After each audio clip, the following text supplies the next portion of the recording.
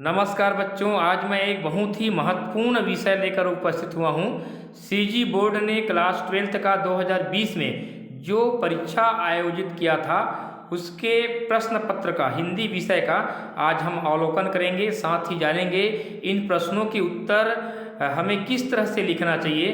Board ने जो आदर्श उत्तर तैयार किया था वेलवरों के लिए जो पेपर चेक करने जाते हैं, वह उत्तर मैं आपको बताऊंगा ताकि आप लोग 2021 की बोर्ड परीक्षा में एक अच्छा अंक प्राप्त कर सकें। इसलिए ये वीडियो बहुत ही महत्वपूर्ण है, आप लोग इसे शुरू से लेकर अंत तक देखें, आप लोगों को जरूर ही इससे फायदा मिलेगा। तो आइए देखते हैं हम। ये तो खैर जो निर्देश होता है वो है। इसके बाद प्रश्न एक, जो गद्यांश से संबंधित प्रश्न एक पूछा जाता है। ये गद्यांश में पिछले साल कौन से प्रश्न आया था देखते हैं। ये सेट ए का प्रश्न है, ठीक है। उसके बाद बी और सी, ये सभी प्रश्न पत्र और उत्तर मैं आप लोगों को उपलब्ध करूंगा यूट्यूब के माध्यम से। तो प्रश्न एक देखिए, अधोलिखित अपठित गद्यांश को ध्यानपूर्वक पढ़कर इन पर आधारित प्रश्नों के उत्तर लिखिए। पढ़ते हैं थोड़ा सा ताकि आपको समझ भी आए। वैदिक युग भारत का प्रायः सबसे अधिक स्वाभाविक काल था। यही कारण है कि आज तक भारत का मन उस काल की ओर बार बार लोभ से देखता है। वैदिक आर्य अपने युग को स्वर्ण काल कहते थे या नहीं यह हम नहीं जानते, किंतु उनका समय हमें स्वर्ण काल के समान अवश्य दिखाई देता है। लेकिन जब बौद्ध युग का आरंभ हुआ, वैदिक युग समाज की पोल खुलने लगी और चिंतकों के बीच उसकी आलोचना आरंभ हो गई। बौद्ध युग अनेक दृष्टियों से आज के आधुनिक आंदोलन के समान था। ब्राह्मणों की श्रेष्ठता के विरुद्ध बुद्ध ने विद्रोह का प्रचार किया था। बुद्ध जाति प्रथा के विरोधी थे और वे मनुष्य को जन्मना नहीं कर्मना श्रेष्ठ या अधम मानते थे।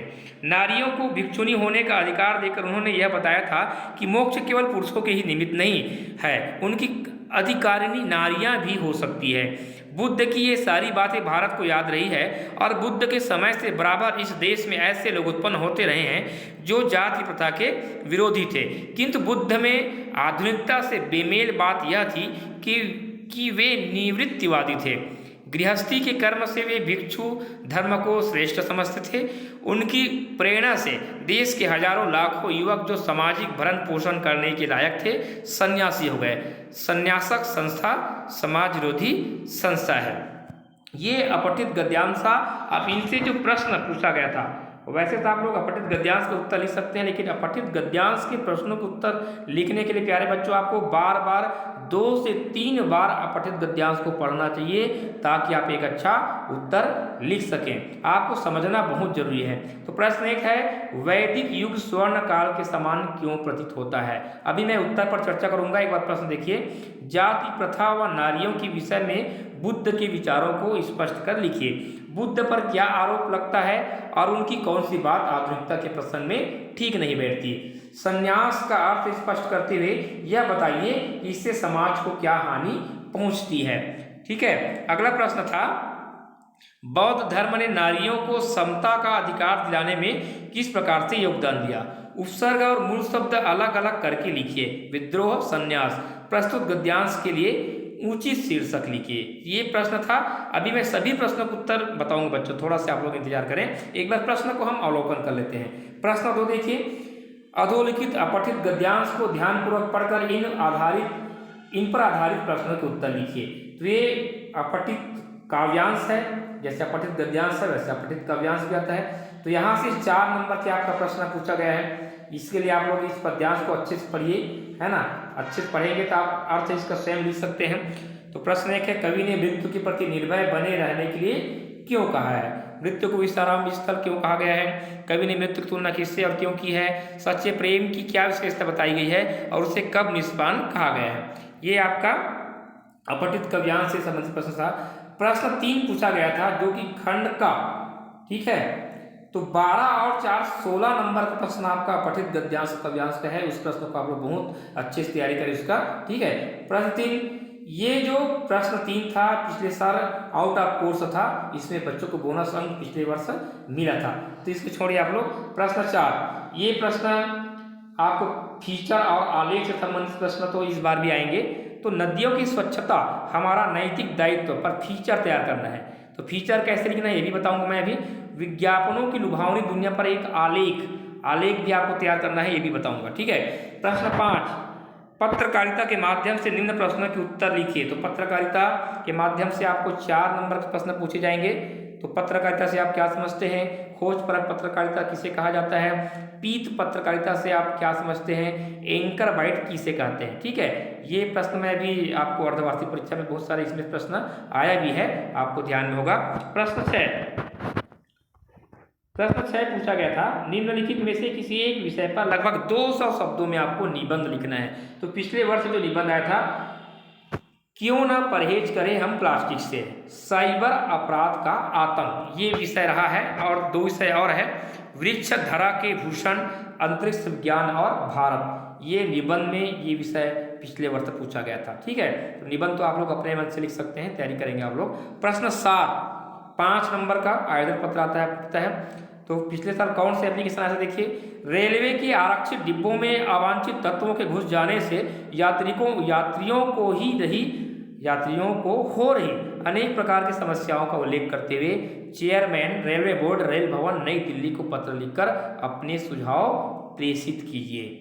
तो आप लोग देखना, आवेदन पत्र में आपको प्रश्न को बहुत ध्यान से पढ़ना है, हमें पत्र किसे लिखना है और उसका विषय क्या है। ये अगर 2 चीज़ आप लोग ध्यान देते हैं तो बहुत अच्छे से आप लोग आवेदन पत्र लिख सकते हैं। कोई भी एप्लीकेशन हो, कोई भी विषय हो, आप लिख सकते हैं, बशर्ते आपको प्रश्न को पढ़ना है कि हमें एप्लीकेशन किसे लिखना है और उसका विषय क्या है, ये आप लोग ध्यान रखेंगे। ठीक है। दूसरा आया था, अथवा में किसी दैनिक समाचार पत्र के संपादक को पत्र लिखे जिसमें जगह जगह आवारा घूमने वाले पशुओं की समस्या की ओर जनता और संबंधित अधिकारियों का ध्यान खींचा गया हो। तो ये दैनिक समाचार पत्र के संपादक के नाम आपको पत्र लिखना है, जिसमें आपको विषय क्या है, जगह जगह आवारा घूमने वाले पशुओं की समस्या की ओर जनता और संबंधित अधिकारियों का ध्यान खींचा गया हो, ताकि वो अपने प्रश्न पत्र में इस विषय को छापे, जिसे लोग पढ़ें और उससे संबंधित जो अधिकारी है उनका भी ध्यान उस पर जाए। तो ये आपका आवेदन पत्र आया था, ये आप लोग। ठीक है। प्रश्न 8 जो खंडगा के अंतर्गत, हिंदी साहित्य जगत में आंचलिक उपन्यास का प्रारंभ किस उपन्यास से हुआ और उसके कृतिकार कौन थे? इसके उत्तर बताऊंगा आपको। ठीक है, आपके पाठ्य पुस्तक में है, फणीश्वर नाथ रेणु। ठीक है। दूसरा है, इंतजार करते हैं आप भी उसके रो पड़ने का, रघुवीर सहाय की इस कविता की पंक्ति किसके लिए कहा गया है? तीसरा, प्रभु प्रलाप सुनि कान विकल भय बानर निकट, आई गयो हनुमान जिमि करुणा मह वीर रस। इस काव्यांश के शिल्प सौंदर्य को उद्धृत कर लिखिए। शिल्प सौंदर्य मतलब इसका काव्यांश की भाषा क्या है, इसमें रस, छंद, अलंकार क्या है। ठीक है, ये सभी व्याकरणिक बात जो शिल्पगत विशेषता है उसे आपको लिखना है। प्रश्न 4 आया था, कविता के बहाने काव्य में कविता की उड़ान तथा चिड़िया की उड़ान में क्या अंतर है? ठीक है, ये अभी उत्तर बताऊंगा। प्रश्न 9, बिना मुरझाए महकना कवि कुंवर नारायण जी ने किसके संदर्भ में कहा है, इसका क्या अभिप्राय है? इसी का दूसरा प्रश्न था, नहला के छलके निर्मल जल से उलझे हुए गेसियों में कंघी करके, ये भी अभी उत्तर हम बताएंगे। अगला प्रश्न, किस प्यार से देखता है बच्चा मुंह को जब घुटनियों में लेके है पिन्हाती कपड़े? पिछले प्रश्न का शेष है, ये रुबाई है। इस रुबाई के शायर का नाम तथा रुबाई की विशेषता लिखिए। देखिए बच्चों, यहाँ जो कुछ प्रश्न है वो पिछले वर्ष के पाठ्यक्रम के अनुसार है। इस बार कोविड-19 वजह से आपके पाठ्यक्रम में कुछ कटौती किया गया है, तो जो प्रश्न पत्र इस वर्ष के पाठ्यक्रम से रिलेटेड नहीं है उसे आप छोड़ सकते हैं इस वर्ष के लिए। ठीक है। तो चार्ली चैपलिन को भारतीयों ने सहज भाव में क्यों अपनाया? ये भी पिछले वर्ष था, इस बार भी पाठ्यक्रम में नहीं है चार्ली चैपलिन। प्रश्न 10, ये तो है आपके इस वर्ष पाठ्यक्रम में, काले मेघा पानी दे अध्याय में यथा प्रथा तथा राजा से लेखक धर्म भारती का क्या आशय है? प्रश्न 2 आया था, पहलवान की ढोलक अध्याय में लुट्टन सिंह की चारित्रिक विशेषताएं लिखिए, कोई 2। प्रश्न 11, बाजार दर्शन पाठ के आधार पर बाजार का जादू चढ़ने या उतरने पर मनुष्य पर क्या असर पड़ता है, लिखिए। दूसरा प्रश्न आया था, श्रम विभाजन और जाति प्रथा पाठ के आधार पर आदर्श समाज के 3 विशिष्ट गुण लिखे। ठीक है, प्रश्न 12, हजारी प्रसाद द्विवेदी जी ने सीरीज के माध्यम से कोलाहल तथा संघर्ष से भरे जीवन स्थितियों में अविरल रहकर जिज्ञासु बने रहने की सीख दी है, स्पष्ट कर लिखिए। तो सीरीज के फुल ये भी पार्ट इस बार आपके कोर्स में नहीं है। प्रश्न 2, आत्म परीक्षा कविता में जहां दाना रहते हैं वही नादान भी होते हैं, हरिवंश राय बच्चन ने ऐसा क्यों कहा?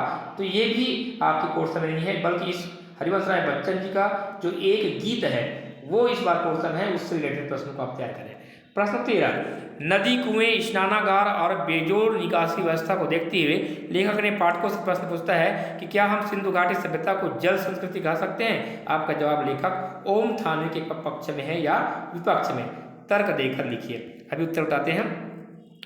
इसका जो अथवा है प्रश्न, अतीत के दबे पांव अध्याय के आधार पर पर्यटक मोहनजोदड़ो में क्या क्या दृश्य देख सकते हैं? किन्हीं 4 दृश्यों का परिचय देकर लिखिए। तो इस प्रकार से कुल 13 प्रश्न और एक 14 प्रश्न और है, इसे देखिए आप लोग, फिर उत्तर बताते हैं। प्रश्न 14 आया था, एन की डायरी अगर एक ऐतिहासिक दौर का जीवन दस्तावेज है तो साथ ही उसकी निजी सुख दुख और भावनात्मक उथल पुथल का भी इन पृष्ठों का फर्क मिट गया है। इस कथन पर विचार करते हुए अपनी सहमति या असहमति तर्कपूर्वक व्यक्त कर लिखिए। इसका अथवा आया था, यह 60 लाख लोगों की तरफ से बोलने वाली एक आवाज़ है, एक ऐसी आवाज़ जो किसी संत या कवि की नहीं बल्कि एक साधारण लड़की की है। इलिया इडनबर्ग की इस टिप्पणी के संदर्भ में एन फ्रैंक की डायरी के पठित अंशों के आधार पर अपने विचार लिखे। सिल्वर वेडिंग कहानी के आधार पर यशोधर बाबू के व्यक्तित्व की कोई 4 प्रमुख विशेषताएं लिखिए। अब ये प्रश्न इस बार अभी पिछले जो असाइनमेंट में भी प्रश्न आया है। जूझ कहानी के आधार पर आनंदा के व्यक्तित्व की कोई 4 प्रमुख विशेषता लिखिए, ये भी असाइनमेंट में पूछा गया है। ठीक है, तो ये रहा आपके सेट ए में जो 2020 में जो प्रश्न आए थे वो प्रश्न है। इसमें से बहुत सारे प्रश्न आने की संभावना भी है, आप सभी प्रश्नों की तैयारी करें।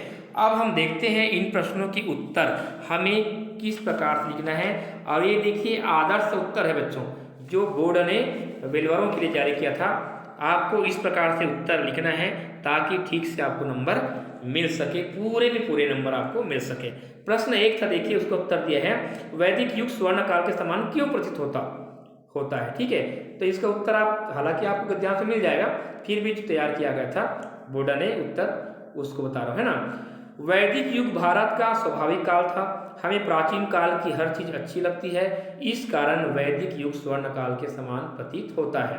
प्रश्न 2 था इसका, जाति प्रथा व नारियों के विषय में बुद्ध के विचारों को स्पष्ट कर लिखिए।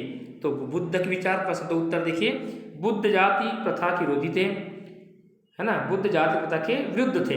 उन्होंने ब्राह्मणों की श्रेष्ठता का विरोध किया, मनुष्य को वे कर्म के अनुसार श्रेष्ठ या अधम मानते थे। उन्होंने नारी को मोक्ष की अधिकारिणी माना। प्रश्न 3 क्या प्रश्न था, बुद्ध पर क्या आरोप लगता है और उनकी कौन सी बात आधुनिकता के प्रसंग में ठीक नहीं बैठती। तो इसका उत्तर इस प्रकार से लिखेंगे, बुद्ध पर निवृत्तिवादी होने का आरोप लगता है, उनकी गृहस्थ धर्म को भिक्षु धर्म से निकृष्ट मानने वाली बात आधुनिकता के प्रसंग में ठीक नहीं बैठती। प्रश्न 4 गद्यांश से पूछा गया है, आप लोग प्रश्न देखिएगा। संन्यास का अर्थ स्पष्ट करते हुए यह बताइए कि इससे समाज को क्या हानि पहुंचती है। तो संन्यास शब्द देखिए, समधन्यास शब्द से मिलकर बना है। सम यानी अच्छी तरह से और न्यास यानी त्याग करना, अर्थात अच्छी तरह से त्याग करने को ही संन्यास कहा जाता है। संन्यास की संस्था से देश का युवा वर्ग उत्पादन करने में भाग नहीं लेता, इससे समाज की व्यवस्था खराब हो जाती है। ये प्रश्न 4 का उत्तर। और प्रश्न 5 था अपठित गद्यांश का आपका, बौद्ध धर्म ने नारियों को समता का अधिकार दिलाने में किस प्रकार से योगदान दिया। तो वस्तुतः वैदिक युगीन समाज के शीर्ष पर ब्राह्मण वर्ग के कुछ स्वार्थी लोग विराजमान थे। ये लोग जन्म के आधार पर अपने आप को श्रेष्ठ मानते थे। ऐसे में बौद्ध धर्म के सिद्धांत शोषित समाज आधिकारिक अधिकार देकर यह सिद्ध किया कि मोक्ष केवल पुरुषों के ही निमित्त नहीं है, इस पर नारियों का भी हक है। यह नारियों को समता का अधिकार दिलाने में काफी प्रभावी कदम साबित हुआ। ठीक है, ये आपकी प्रश्न 5 का उत्तर। उसके बाद प्रश्न 6 का उत्तर हम देखते हैं। प्रश्न 6 प्रश्न था उपसर्ग और मूल शब्द आपको अलग अलग करना था। तो विद्रोह में, ठीक है, जो उपसर्ग क्या लगा है, वी उपसर्ग है और मूल शब्द द्रोह है। उसी प्रकार संन्यास में सम आपका उपसर्ग है और न्यास मूल शब्द है। और इस गद्यांश का शीर्षक क्या लिख सकते हैं आप लोग, बुद्ध की वैचारिक प्रासंगिकता। शीर्षक बच्चों आपको बहुत सोच समझ कर लिखना है। गद्यांश को 2-3 बार आप लोग पढ़ेंगे, उसके बाद ही आप सही शीर्षक लिख सकते हैं। ठीक है, प्रश्न 2 जो अपठित काव्यांश था उसका उत्तर हम जानेंगे। तो अपठित काव्यांश का प्रश्न क्या था, पहला प्रश्न, कवि ने मृत्यु के प्रति निर्भय बने रहने के लिए क्यों कहा है। तो ये भी आप अपठित काव्यांश को 12 पढ़ेंगे तो उत्तर लिख सकते हैं। तो यहाँ पर जो बोर्ड ने आदर्श उत्तर इसका क्या दिया, देखिए, मृत्यु के बाद मनुष्य फिर नया रूप लेकर कार्य करने लगता है, इसलिए कवि ने मृत्यु के प्रति निर्भय होने को कहा है। ठीक है, प्रश्न 2 था मृत्यु को विश्राम स्थल क्यों कहा गया है। तो इसका उत्तर है, कवि ने मृत्यु को विश्राम स्थल की संज्ञा दी है। कवि का कहना है कि जिस प्रकार मनुष्य चलते चलते थक जाता है और विश्राम स्थल पर रुक कर पुनः ऊर्जा प्राप्त करता है, उसी प्रकार मृत्यु के बाद भी जीव नए जीवन का सहारा लेकर फिर से चलने लगता है। प्रश्न 3 का उत्तर, प्रश्न 3 क्या था, कवि ने मृत्यु की तुलना किससे और क्यों की है। तो कवि ने मृत्यु की तुलना सरिता से की है। ये आप लोग काव्यांश पढ़ेंगे समझ में आ जाएगा। क्योंकि जिस तरह थका व्यक्ति नदी में स्नान करके अपने गीले वस्त्र त्याग कर सूखे वस्त्र धारण करता है। ठीक है, प्रश्न 4 था अपठित काव्यांश का, सच्चे प्रेम की क्या विशेषता बताई गई है और उसे कब निष्प्राण कहा गया है। तो सच्चा प्रेम वह है जो आत्म बलिदान देता है, जिस प्रेम में त्याग नहीं होता वह निष्प्राण होता है। तो ये अपठित काव्यांश के प्रश्नों का उत्तर है। अब हम देखते हैं प्रश्न 3। ठीक है, तो प्रश्न 3 में ये तो खैर आपका आउट ऑफ कोर्स था, मैं बता दिया, इसे छोड़िए आप लोग, सीधे आप लोग प्रश्न 4 के उत्तर देखिए। ठीक है, प्रश्न 4 बहुत ही महत्वपूर्ण है और ऐसे प्रश्न इस बार भी आएंगे ही, आपके ब्लूप्रिंट में है। प्रश्न 4 था नदियों की स्वच्छता हमारा नैतिक दायित्व पर फीचर लिखिए। तो देखिए, फीचर का नमूना यहाँ पर दिया गया है, आपको फीचर कैसे लिखना है, चाहे कोई भी विषय हो बच्चों, आपको इस प्रकार से फीचर तैयार करना है। तो नदियों की स्वच्छता हमारा नैतिक दायित्व। हमारा देश भारत में प्राचीन काल से ही नदियों को माता का दर्जा दिया जाता है। नदियों को पूज्य मानकर उनकी पवित्रता की रक्षा की जाती है। गंगा को मैया कहकर पूजा जाता है। विगत वर्षों से नदियों का जल गंदा होता जा रहा है। गंगा नदी की पवित्रता दिन प्रतिदिन नष्ट होती जा रही है, वह प्रदूषण का शिकार हो गई है। गंगा के साथ साथ अन्य नदियाँ भी प्रदूषित हो गई है। इन नदियों को स्वच्छ रखना हमारा नैतिक कर्तव्य है। नदियाँ हम मानव द्वारा प्रदूषित की जा रही है। कल कारखानों वाले, सरकारी एजेंसियां तथा आम नागरिक, इन सभी को सोचना होगा। कल कारखानों का बचा अवशेष नदियों में फेंका जाता है, इससे पानी प्रदूषित हो जाता है। वाटर ट्रीटमेंट प्लांट लगाकर इसे रोकना होगा। आम नागरिक भी नदियों में गंदे कपड़े, मूर्तियों का विसर्जन, मृतकों का क्रियाकर्म करके नदियों का पानी दूषित कर रहे हैं। उन्हें इन कार्यों को रोकना होगा। नदियों का जल स्वच्छ बना रहे, यही मानव हित में होगा। अन्यथा वह दिन दूर नहीं जब पृथ्वी का संपूर्ण जल दूषित होगा और पानी पीने योग्य नहीं बचेगा। अभी भी समय है कि मानव सचेत हो, प्रदूषण को कम करे, नहीं तो समूल धरा का नाश निश्चित है। जल ही जीवन है, इसे संभाल कर रखना हमारा परम कर्तव्य हो जाता है। ठीक है, तो ये आपकी फीचर है और इसे भी आप लोग अपने मन से लिख सकते हैं। इसके यहाँ पर खुद बोर्ड ने कहा है कि इसके समकक्ष लिखने पर 3 अंक आपको प्रदान किया जाएगा। तो इस तरह से आपको फीचर तैयार करना है। ठीक है, उसके बाद जो आलेख आया है, फीचर भी आता है और आलेख भी आता है, इसमें ऑप्शन रहता है, कोई एक आपको लिखना होता है। ठीक है, तो आलेख क्या था, विज्ञापनों की लुभावनी दुनिया, इस पर आपको आलेख लिखना था। तो आलेख किस तरह से लिखना देखिए, विज्ञापनों की लुभावनी दुनिया आज विज्ञापनों का बोलबाला है। पहले हेडिंग डालेंगे विज्ञापनों की लुभावनी दुनिया, फिर आज विज्ञापनों का बोलबाला है। हर उद्योगपति अपने उत्पाद को विज्ञापनों की लुभावने आवरण में पैक कर ऊंचे दामों पर बेचने की कला में माहिर है। जिधर देखो जिधर देखो विभिन्न उत्पादनों का प्रचार प्रसार करते रंग बिरंगे विज्ञापन दिखाई देते हैं। आप जानते हैं अखबार, टीवी, पत्रिकाएं, दीवारें, गलियां, बाजार सब विज्ञापनों से भरे पड़े हैं। विज्ञापनों को नित्य आकर्षक बनाने की होड़ लगी रहती है। बड़े बड़े कलाकार भी अच्छे धन और प्रचार के लालच में घरेलू प्रयोगों की वस्तुओं की विज्ञापन करते दिखाई पड़ते हैं। गोरा बनाने वाली क्रीम, बाल घने लंबे और मजबूत करने के लिए शैम्पू, बर्तन, कपड़े, जल्दी चमकाने के लिए विभिन्न सर्फ, साबुन आदि अनेक विज्ञापन है और उन्हें इतना आकर्षक बनाकर प्रस्तुत किया जाता है कि ग्राहक असमंजस में पड़ जाते हैं कि क्या खरीदें क्या ना खरीदें। परंतु ग्राहक जब विज्ञापनों में दिखाए गए उत्पाद को खरीद लाता है तो कई बार परिणाम उनकी अपेक्षा के विपरीत होती है। दर्शकों और उपभोक्ताओं को सतर्क रहने की आवश्यकता है। ये इन लुभावने विज्ञापनों के माया जाल में ना फंसे। जिन वस्तुओं को वो पहले प्रयोग में लाए हैं उनकी गुणवत्ता के विषय में ज़्यादा परेशान ना हो। स्वयं भी और अपने परिवार को भी भ्रम जाल से निकालें। तो इस प्रकार से बच्चों आप लोग आलेख तैयार कर सकते हैं। देखिए शुरू से लेकर अंत तक है ना, इसको अभी हम पढ़ रहे थे तो एक जिज्ञासा यहाँ था और पढ़ने की इच्छा भी हो रहा था। ऐसे आपको आलेख तैयार करना है। ठीक है, प्रश्न 5 था। प्रश्न 5 क्या था? पत्रकारिता के माध्यम से निम्न प्रश्नों के उत्तर लिखिए। तो पत्रकारिता से संबंधित प्रश्न आता है। प्रश्न था पत्रकारिता से आप क्या समझते हैं? तो इसका उत्तर देखिए बोर्ड ने कैसे तैयार किया है। देश विदेश में घटने वाली घटनाओं को संकलित करके उन्हें समाचार के रूप में संपादित करने की विधा को पत्रकारिता कहते हैं। ब नंबर का प्रश्न था खोज परक पत्रकारिता किसे कहा जाता है? अब इसका उत्तर है खोज परक पत्रकारिता उसे कहा जाता है जिसमें सूचनाओं को सामने लाने के लिए उन तथ्यों को गहराई से छानबीन की जाती है जिन्हें संबंधित पक्ष द्वारा दबाने का प्रयास किया जा रहा हो। प्रश्न 7 था पीत पत्रकारिता से आप क्या समझते हैं? तो पीत पत्रकारिता देखिए सनसनी चकाचौंध या ग्लैमर फैलाने वाली पत्रकारिता को पीत पत्रकारिता कहते हैं। द नंबर का प्रश्न था एंकर बाइट किसे कहते हैं? तो इसका उत्तर है एंकर बाइट किसे कहते हैं?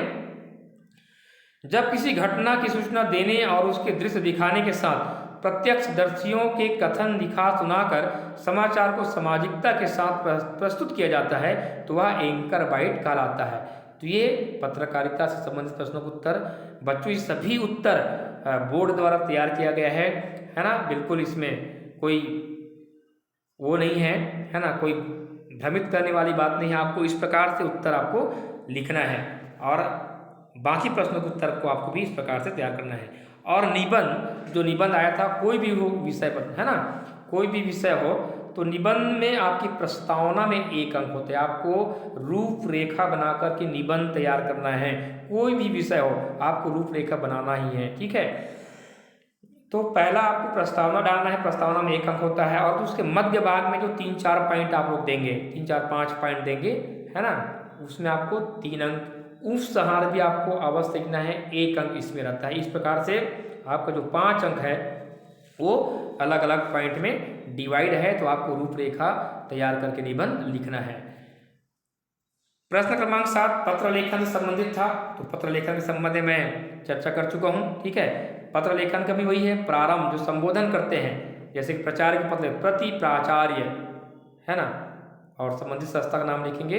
वहाँ 1 नंबर। पत्र की विषय वस्तु, विषय क्या है उस विषय को आप कैसे लिखें उसमें 1 नंबर। पत्र का जो मध्य भाग होता है जिसमें विषय को आपको जो प्रमुख विषय है उसको आपको बताना होता है, उसमें 2 अंक होता है।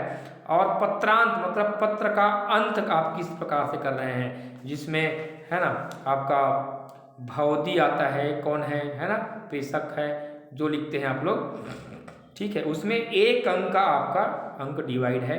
तो ऐसे पत्र लेखन में भी आपके अंक डिवाइड होते हैं, निबंध में और पत्र लेखन में। तो इसे आप लोग इस बिंदुओं को ध्यान में रखते हुए आपको पत्र लेखन और निबंध तैयार करना है। देखिए कई बार हम ऐसे लिख देते हैं है ना, हमके नंबर हमको मिल जाएगा, लेकिन ऐसे देखिए आप समझ में आ गया आपको कि पत्र लेखन और निबंध में किस प्रकार के आपको अंक मिलते हैं बोर्ड में। ठीक है, तो इस प्रकार से आप तैयारी करें। अगला है प्रश्न क्रमांक 8 का उत्तर देखिए। तो प्रश्न क्रमांक 8, हिंदी साहित्य जगत में आंचलिक उपन्यास का प्रारंभ किस उपन्यास से हुआ और उसके कृतिकार कौन थे? तो आंचलिक उपन्यास का प्रारंभ मैला आंचल से हुआ और उसके लेखक फणीश्वर नाथ रेणु थे। आपके पाठ्यक्रम में है फणीश्वर नाथ रेणु, है ना, इसे आप लोग पढ़िए। प्रश्न 2 था इसका, इंतजार करते हैं आप भी उसके रो पड़ने का, रघुवीर सहाय की इस कविता की पंक्ति किसके लिए कहा गया है? हालांकि ये प्रश्न इस बार आपके कोर्स में नहीं है तो इसे छोड़िए, इस बार इसका उत्तर यहाँ पर दिया है, आप लोग पढ़ लें उसे। प्रश्न 3 था, प्रभु प्रलाप सुनि कान बिकल भय बानर निकट और आई गए हनुमान जिमि करुणा महा वीर रस। इसके आपको शिल्प सौंदर्य बताना है, तो इसमें कौन कौन से शिल्प सौंदर्य है देखिए। तो यह काव्यांश संगीतात्मक एवं करुण रस प्रधान है। संगीतात्मक मतलब दोहा छंद है और दोहा को हम लय से संगीत के साथ पढ़ भी सकते हैं, ठीक है। सोठा छंद में लिखा गया है, अच्छा क्षमा चाहूँगा, ये सोठा है, क्या है? सोठा, जो कि दोहा का बिल्कुल भी विपरीत होता है, ठीक है। प्रभु प्रलाप में अनुप्रास अलंकार है क्योंकि प्रवर्ण की आवृत्ति हो रही है। राम का भातृ शोक में विलाप करना अवसर अनुकूल एवं मार्मिक है। तो राम जो है अपने भाई लक्ष्मण के शोक में विलाप कर रहे हैं, तो करुण रस है यहाँ पर, ठीक है, बहुत ही मार्मिक है। ये शिल्प सौंदर्य है। प्रश्न 4 का उत्तर लिखेंगे। प्रश्न 4 क्या था? कविता के बहाने काव्य में कविता की उड़ान तथा चिड़िया की उड़ान में क्या अंतर है? ऐसा प्रश्न था। तो कविता की उड़ान सीमाहीन और अनंत है, क्योंकि कविता में मन भावों एवं असीम कल्पनाओं के पंख लगाकर उड़ता है, ठीक है, और इसकी उड़ान सब जगह पर हो सकती है। लेकिन चिड़िया की उड़ान में चिड़िया के पंखों की एक निश्चित एवं सीमित सामर्थ्य होती है। चिड़िया एक निश्चित सीमा के बाद उड़ने में असमर्थ होती है, चिड़िया सब जगह नहीं उड़ सकती। इस प्रकार दोनों में आप अंतर लिख सकते हैं। प्रश्न 9 का उत्तर, आप प्रश्न 9 क्या था? बिना मुरझाए महकना कवि कुंवर नारायण जी ने किसके संदर्भ में कहा है? इसका क्या अभिप्राय है? तो पुष्प जब तक खिला रहता है तब तक महकता रहता है, मुरझाने पर उसकी महक समाप्त हो जाती है। कविता की महक अर्थात उसका प्रभाव सदा बना रहता है। कविता कभी पुरानी नहीं होती, उसका आनंद सभी लोग सभी देश कालों में ले सकते हैं। कविता के संदर्भ में बिना मुरझाए का यही अर्थ है इसका उत्तर, ठीक है। प्रश्न 9 का दूसरा प्रश्न था, नहला के छल के निर्मल जल से उलझे हुए गेसियों में कंघी करके और किस प्यार से देखता है बच्चा मुँह को जब घुटनियों में लेके है पिनादी कपड़े। तो इस रुबाई के जो शायर हैं और उसकी विशेषता आपको लिखना है, ये इस बार आपके कोर्स में नहीं है, 2021 के कोर्स में, ठीक है। प्रश्न 3 था, चार्ली चैपलिन, ये भी आपके कोर्स में इस बार नहीं है कोविड-19 की वजह से। उत्तर आप देख सकते हैं। प्रश्न 10 क्या आया था देखिए। प्रश्न 10 में था, काले मेघा पानी दे अध्याय में यथा प्रथा तथा राजा, यथा पता नहीं, ये यथा प्रजा तथा राजा से लेखक धर्मवीर भारती का क्या आशय है? तो इसका उत्तर आप देख पा रहे हैं, यथा प्रजा तथा राजा का आशय यह है कि जैसी प्रजा होगी वैसे ही राजा होगा, क्योंकि प्रजा ही तो राजा बनाती है। इसलिए पहले प्रजा को सर्वथा निष्पाप निर्दोष होना आवश्यक है, तभी हमारी कल्पनारूप राजा की प्राप्ति संभव है, ठीक है। तो काले मेघा पानी दे पाठ से लिया गया है। और प्रश्न 2 था, प्रश्न 10 का, पहलवान की ढोलक अध्याय में लुट्टन सिंह की चारित्रिक विशेषता। तो चारित्रिक विशेषता आप लिख सकते हैं, पाठ पढ़ें आप लोग। वह वीर साहसी तथा दृढ़ निश्चय वाला पहलवान था। ढोलक की सहायता से वह संकटों से घबराने वाला नहीं बल्कि उनका सामना करने वाला व्यक्ति था, ठीक है। ये आपके प्रश्न 10 का उत्तर। प्रश्न 11 का उत्तर देखिए। प्रश्न 11 का उत्तर कैसे लिखेंगे? प्रश्न 11 क्या था देखिए। तो बाजार दर्शन पाठ के आधार पर बाजार का जादू चढ़ने या उतरने पर मनुष्य पर क्या असर पड़ता है, ये प्रश्न था। तो बाजार का जादू चढ़ने पर प्रभाव आपको लिखना है, उस पर बाजार का जादू उतरने पर प्रभाव यहाँ पर दिया है, आप देख सकते हैं। उत्तर किस प्रकार से लिखना है, दोनों पॉइंट आपको अलग अलग डालना है, ठीक है। और आदर्श समाज की 3 विशेषताएं भी आपको लिखना है, ठीक है। ये श्रम विभाजन और जाति प्रथा पाठ के आधार पर है, ये वीडियो मैं कल ही डाला हूँ, आप लोग इसे पढ़िए, ठीक है। श्रम विभाजन और जाति प्रथा बाबा साहेब डॉक्टर अंबेडकर की रचना। तो आदर्श समाज में बहुविध हितों की धारणा होनी चाहिए, पहला। इसका दूसरा लिख सकते हैं, आदर्श समाज में गतिशीलता का समावेश होना चाहिए। इस समाज में हर वर्ग को पर्याप्त साधन तथा अवसर मिलने चाहिए। ठीक है। प्रश्न 12, ये तो सीरीज की फुल इस बार आपके कोर्स में नहीं है, हजारी प्रसाद द्विवेदी जी की रचना, ये भी इस बार आपके कोर्स में नहीं है। ठीक है। और इसी का दूसरा प्रश्न था, इसका दूसरा क्या था, आत्म परिचय कविता में जहाँ पर दाना रहते हैं वही नादान भी होते हैं, हरिवंश राय बच्चन ने ऐसा क्यों कहा है? तो इसका उत्तर आप देख सकते हैं, लेकिन ये भी आपके कोर्स में इस बार नहीं है, हरिवंश राय बच्चन जी की जो काव्य है, पहला कविता। ठीक है। प्रश्न 13 आया था, नदी, कुएं, स्नानागार और बेजोड़ निकासी व्यवस्था को देखते हुए लेखक पाठकों से प्रश्न पूछता है कि क्या हम सिंधु घाटी सभ्यता को जल संस्कृति कह सकते हैं? आपका जवाब लेखक ओम थानवी के पक्ष में है या विपक्ष में, तर्क देकर लिखिए। तो इसका उत्तर यहाँ पर है, आपको लिखना है इस प्रकार से उत्तर, आपको तर्क देना है। पहला तर्क यहाँ पर दिया है, इससे आप लोग पढ़ें, इसका और दूसरा, तीसरा, चौथा तर्क भी आप देख सकते हैं। ठीक है। अतीत के दबे पांव अध्याय में पर्यटक मोहनजोदड़ो में निम्न दृश्यों को देख सकते हैं। तो कौन कौन दृश्य है, ये प्रश्न आया था। तो यहाँ बौद्ध स्तूप, विशाल स्नानागार व जलकुंड, अजायब घर, जलकुंड। ठीक है, इनका आपको विस्तार करना है। प्रश्न 14 क्या आया था, देखिए प्रश्न 14 आया था, एन की डायरी अगर एक ऐतिहासिक दौर का जीवन दस्तावेज है तो साथ ही उसके निजी सुख दुख और भावनात्मक उथल पुथल का भी इन पृष्ठों में का फर्क मिट गया है। इस कथन पर विचार करते हुए अपनी सहमति या असहमति तर्कपूर्वक व्यक्त कीजिए। तो इसका उत्तर यहाँ पर दिया है, एन की डायरी, ये आप इसका भी 4 बिंदुओं में आपको उत्तर लिखना है। ठीक है। और इसी का अथवा आया था, ये भी इसका उत्तर था, यहाँ 60 लाख लोगों की तरफ से एन के डायरी से संबंधित है। एक आवाज़ है, एक ऐसी आवाज़ जो किसी संत या कवि की नहीं बल्कि एक साधारण लड़की की है। इलिया एडनबर्ग की इस टिप्पणी के संदर्भ में एन फ्रैंक की डायरी के पठित अंशों के आधार पर उत्तर लिखिए। तो इसका उत्तर आपको इस प्रकार से लिखना है। ठीक है, ये इसका उत्तर है, इसका भी आपको सारा अनुकूल लिखना है। और ये आपके कोर्स में है जो प्रश्न, इसका दूसरा प्रश्न है, सिल्वर वेडिंग कहानी के आधार पर यशोधर बाबू के व्यक्तित्व की कोई 4 प्रमुख विशेषताएं लिखिए। तो ये आपके इस बार असाइनमेंट में पूछा भी गया है ना। आप कोई भी बिंदु लिख सकते हैं और उसको आपको विस्तार करना है। यहाँ पर बोर्ड ने जो बिंदु दिया है, एक आदर्श व्यक्तित्व, परोपकारी प्रवृत्ति के व्यक्तित्व, एक सिद्धांतवादी व्यक्तित्व, धार्मिक गतिविधियों में रुचि रखना, इनका आपको विस्तार करना है और प्रत्येक बिंदु में आपको एक एक अंक प्रदान किया जाएगा। ठीक है। जूझ कहानी आपके कोर्स में इस बार है।